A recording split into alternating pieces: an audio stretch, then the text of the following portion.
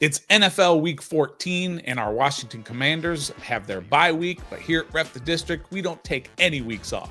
We've got some great content where we invite one of our favorite guests of the show, Eric Bickel, EB from the Sports Junkies on 106.7 The Fan, to look back at the first 13 games. How did we get to 8-5? What's going on with the defense, the coaching staff, Frankie Luvu, Terry McLaurin, and of course, Jayden Daniels.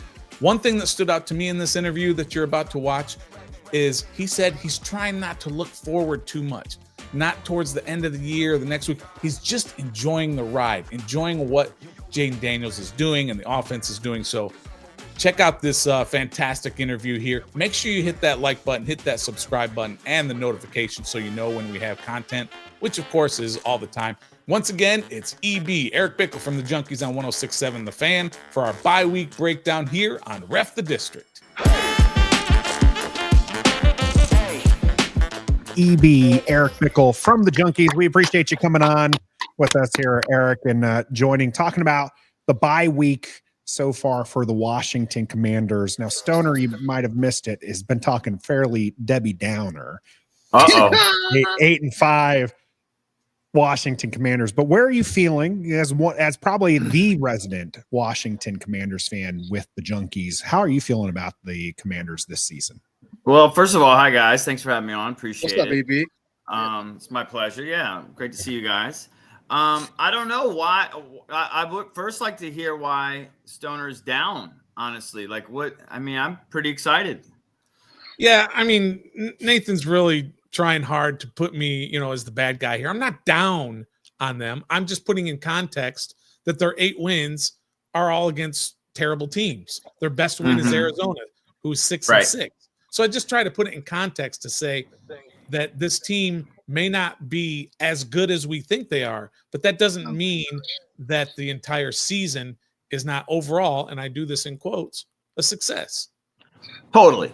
And that's kind of how I look at it. And, I'm just so enamored and I've just fallen in love with Jayden and what he does.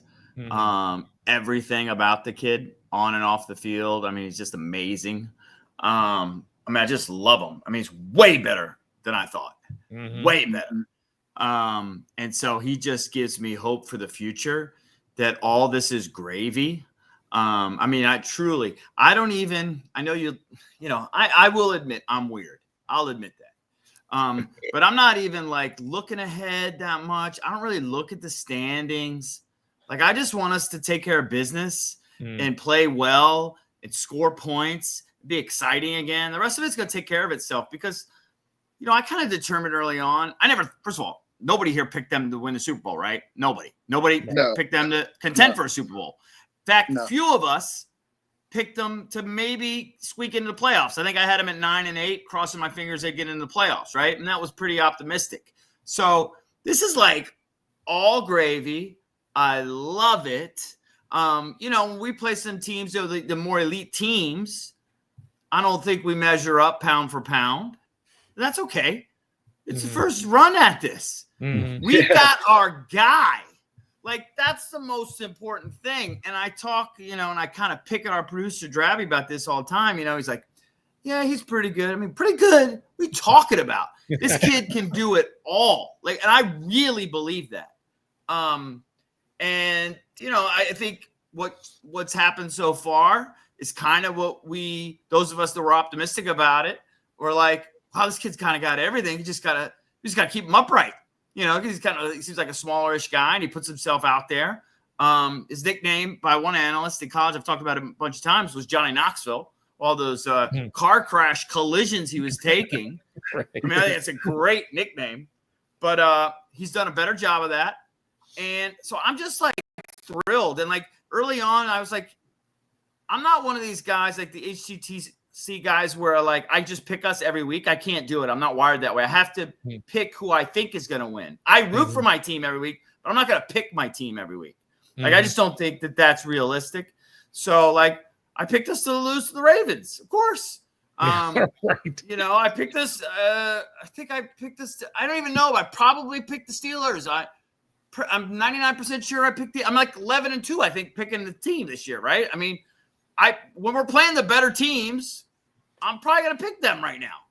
But that's okay. Yeah. You know, we're freaking scoring 30 points a game when we're moving. So, you know, I'm just thrilled. I'm overall thrilled. I thought the defense was historically awful for about the first 12 quarters. And they've kind of turned it around. They're not great. Believe me, they're not great. Yeah. But, you know, they're getting some stops. They're getting some turnovers.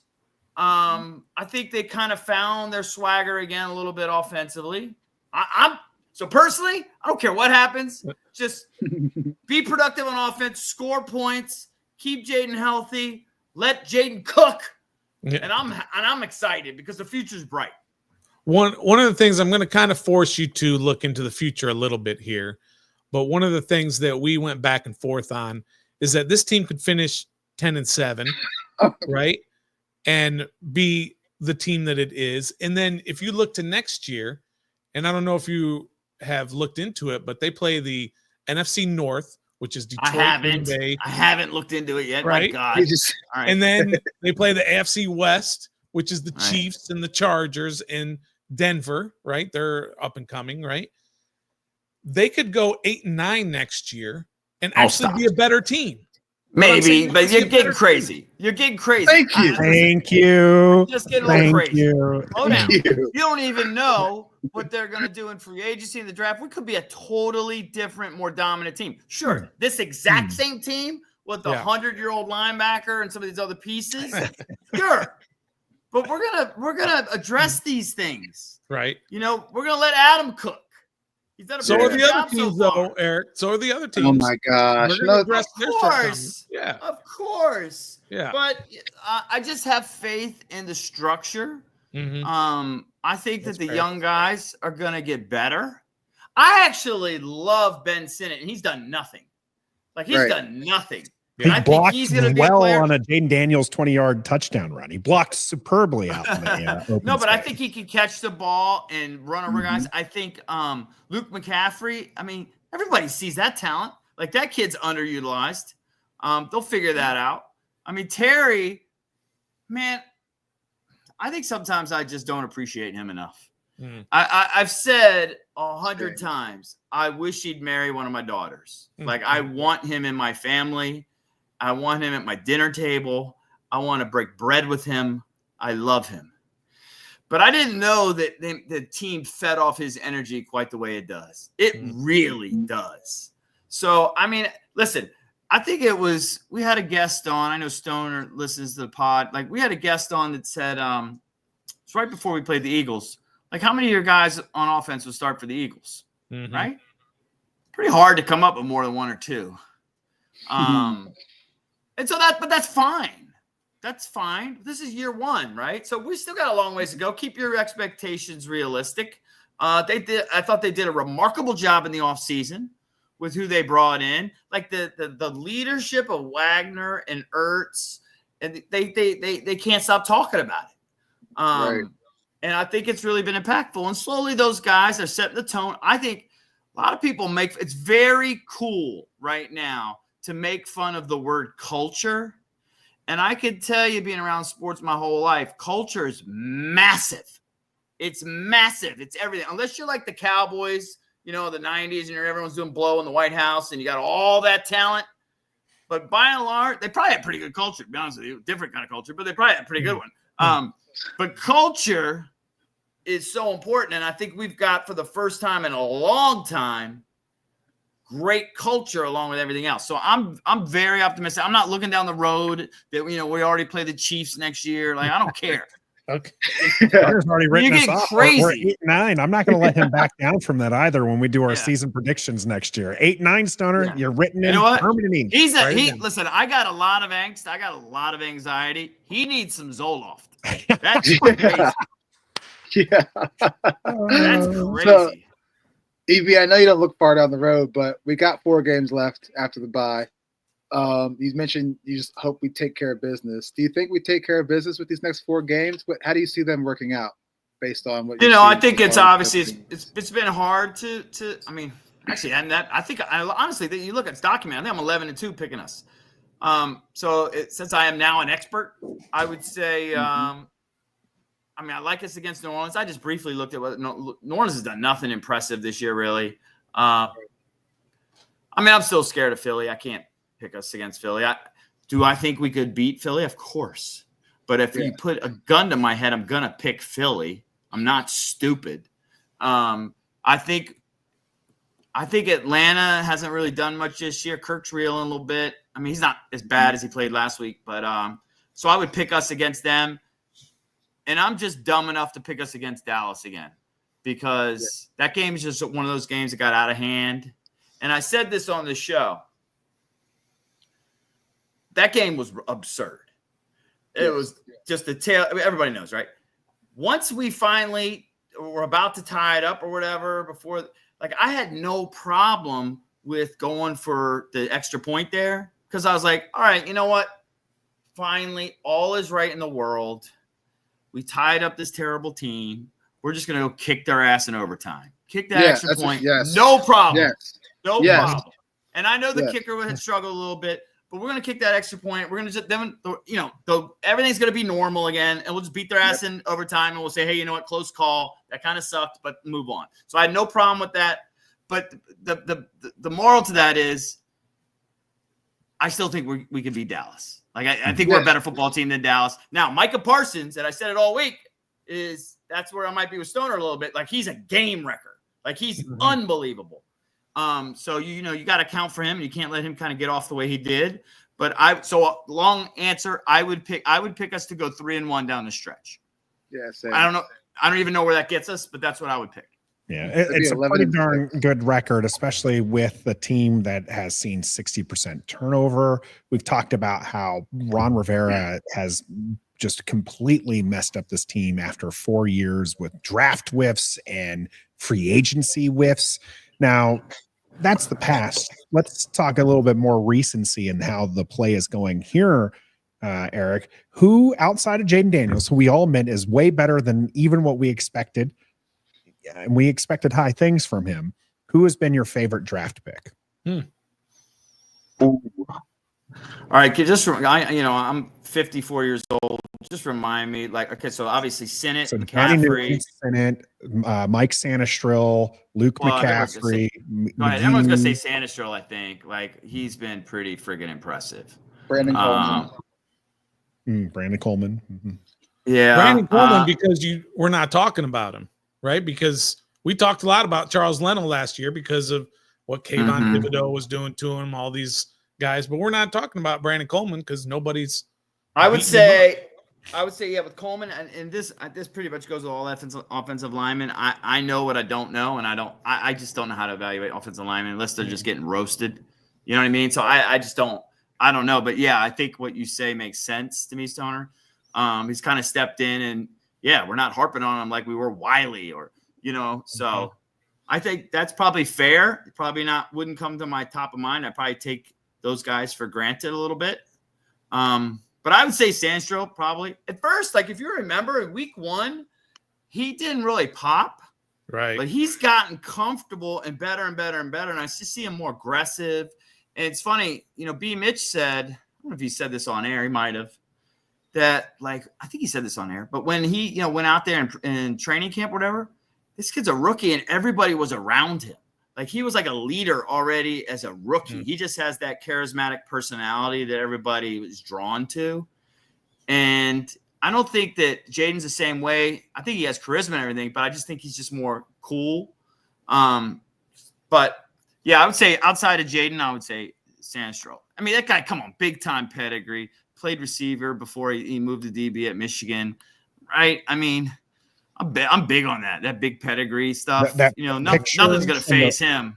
Yeah, that picture from the back of the end zone of him defending the pass against the Tennessee Titan player is just absolutely epic. We posted a meme version of it with Jayden Daniels stopping Pepsi Rookie of the Week for honors against Bo Nix. But I mean, yeah, he's been very, very good. And as Doug mentions to us, and we will learn to say his name correctly, but it is Sanistril, not Sanistril, as Sanistril.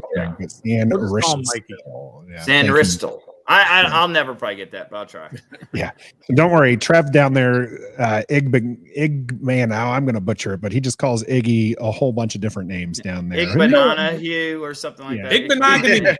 Igbenogany. Yeah, I can't even. Yeah. So that was your favorite pick was Mikey, and I think that's like going to be kind of a consensus, especially he had a good last game against the Tennessee Titans there. What has, not to steal a question from Stoner, but what has been your favorite game to watch this season? Oh man, you guys are pushing my memory here. Hold on, I gotta look at the.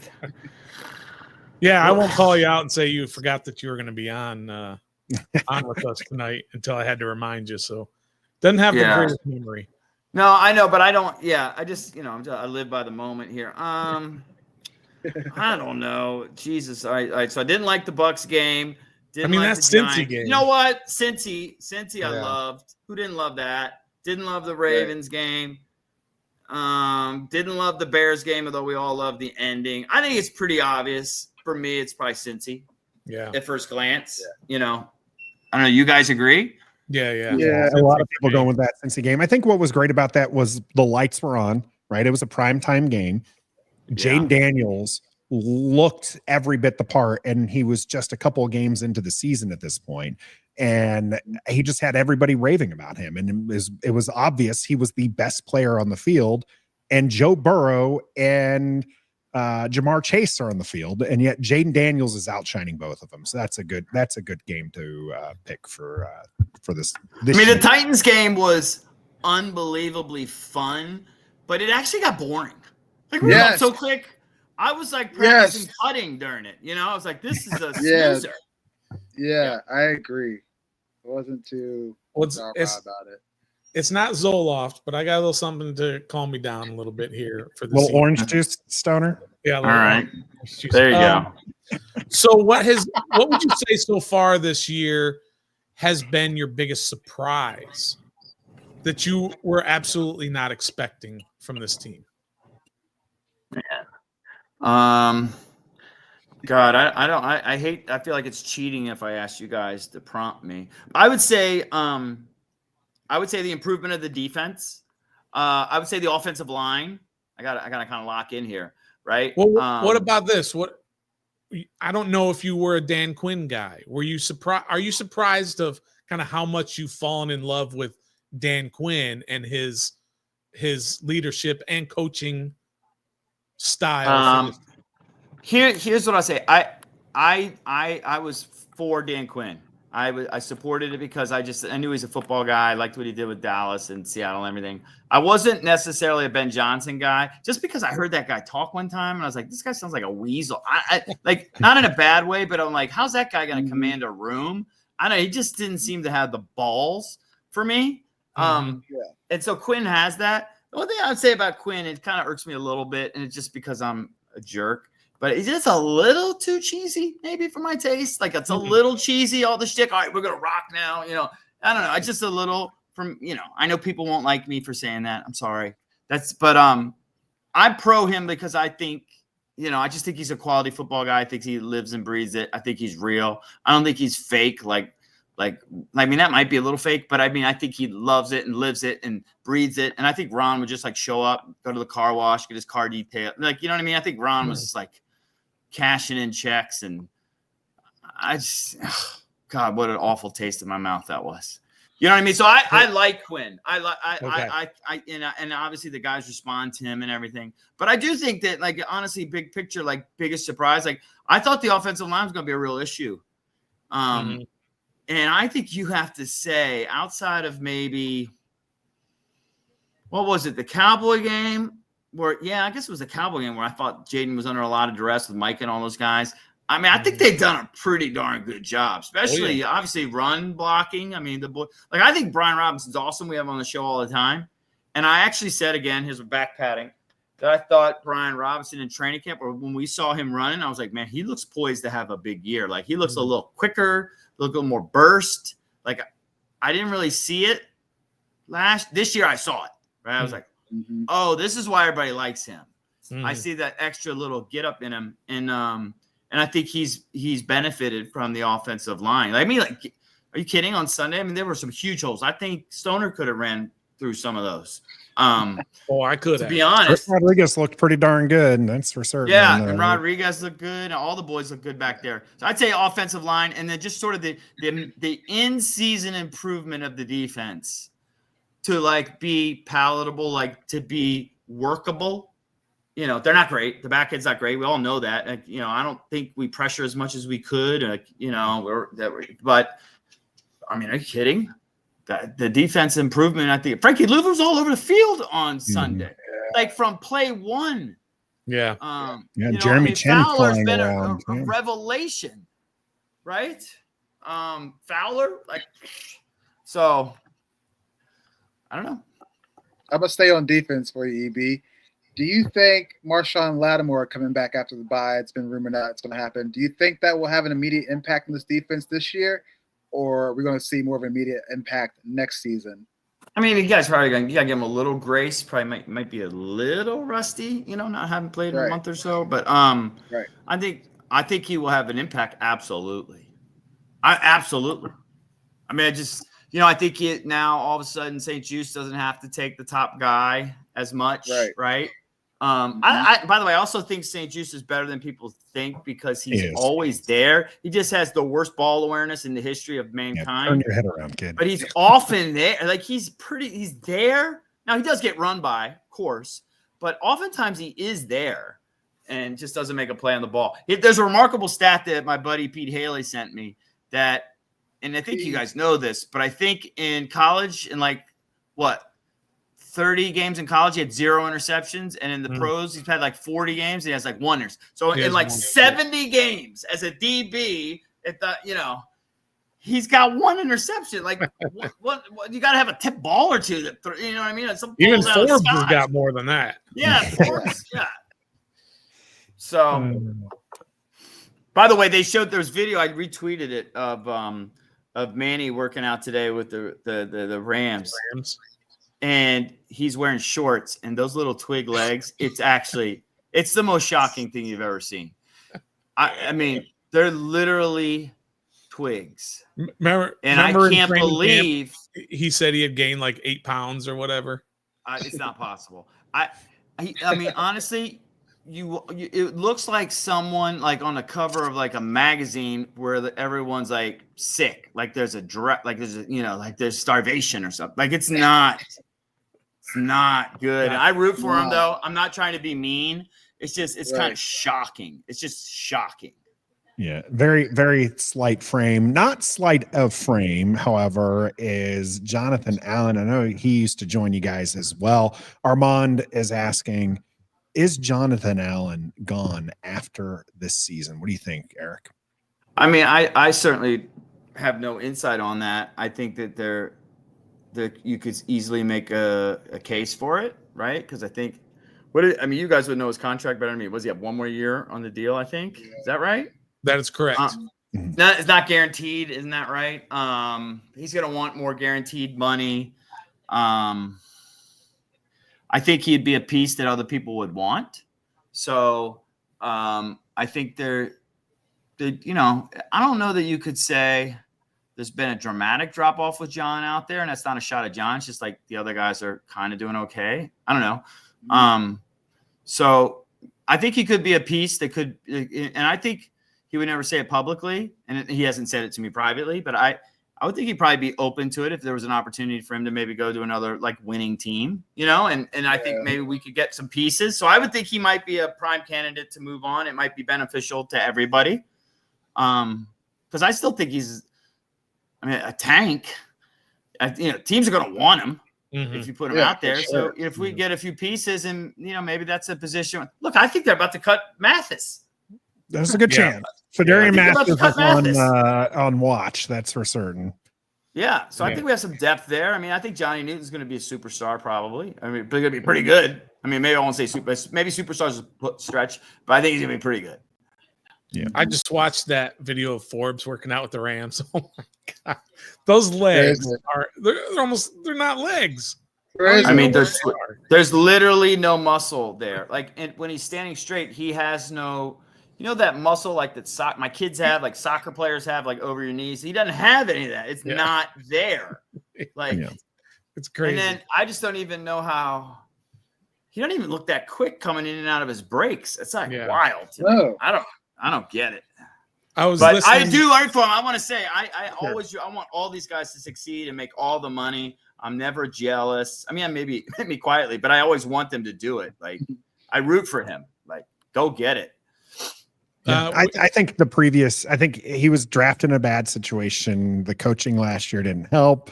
And this year, there's just a lot of things that didn't go his way. So it's definitely a situation where it's not a guy who spurned the team and you're just like, you go, sit on a rock. This is a kid who is just trying to make it in the league and play and barely got a chance, honestly. Barely got a chance. So I was listening to one of the arguments that you guys had, you guys versus Cakes about the kicker, and something you should bring up with them next time about the kicker and these guys might not know, but Cakes is like cut Zane Gonzalez, and I think Trev is in that same boat. Cut him today. Go pick somebody off the street is better than him. Before he missed that 46-yarder, he had hit 20 field goals in a row. Now, it was over the course of a couple of seasons, but he had 20 in a row. So it's not like he was spotty and at all these other places as well. He had been kicking very well. And he'd only been with us for a few games, but prior to that, I think he had made everything. Maybe he had missed Seibert had just missed one and then missed a bunch. But now I was against it when the moment they announced it, I was against it. When they moved the extra point back, and because I thought all you're doing now is you're just injecting more chance into these games. Yeah. Because I'm sorry, when we score a touchdown, I kind of think it's 7. Like it's just all right, 7. We took it to the house, we got 7. Yeah. Now, we got like 6 3/4 or something. Because now you've injected a certain number of I don't care how good. Let me look at Justin Tucker. But I mean, I don't care how good you are as a kicker. You now got more chance because they're going to miss more the further back. So that's a long way of saying, I think he had 10 extra points. I don't count those as that doesn't mean anything. No. Extra points are a little trickier than people think. I mean, sure, they make them at 90% versus 98%, but it just there's a lot more chance involved now with those. So as far as I'm concerned, he made 10 33-yarders. He made a couple others. And then, he pushed 2 long ones. I mean, I know people make long kicks now and legs are stronger than ever, but it wasn't like he was lacking leg strength. He just kind of pushed it a little bit, technique off a little. I wouldn't just throw – I just think it's hard to find kickers. And he's got 4 or 5 years in the league. He had been perfect prior to that. Now, if he goes out next week after the bye and he misses 1 or 2 on turf, 40-yarders, maybe we got to find somebody else. Yeah. But I expect him to be – honestly, and I'll say this at the risk of jinxing it. Sorry, I expect him to be perfect next week. He's going to have perfect conditions. He's going to be indoors. I mean, it's going to be – he should be fine. Unless, maybe you can push one again, but I think he'll be pretty good. I mean, you also got to remember, too, that's part of the equation. That field sucks, and it's gotten a little bit better, but that's a hard field to kick on. And, you get the elements and everything else. So I give him a little grace, certainly for the 52-yarder. And obviously, we expect guys to make 46-yarders at a pretty high clip. All right, he missed it. I think he deserves another week. I'm not keeping him forever, but I think he deserves another week. But if to your point they cut him and get somebody else who, all right, fine. Pressure's on. Yeah. To your point on kickers being hard to find, Stoner over here still stands after Hopkins after all these years. So constantly brings him up as the fact that we got rid of an okay kicker and haven't been able to replace him. Well, I think he's right. I actually think the media head's expanding right now. I actually think we cut him. Because we kind of badmouthed them on air and people calling in, and I think Ron was reactive. I think Ron cut a good kicker because the media, fans were complaining about the kicker. Yeah, always need a scapegoat. You always need a scapegoat. Well, maybe not an 8-5 season. Things going Washington's way.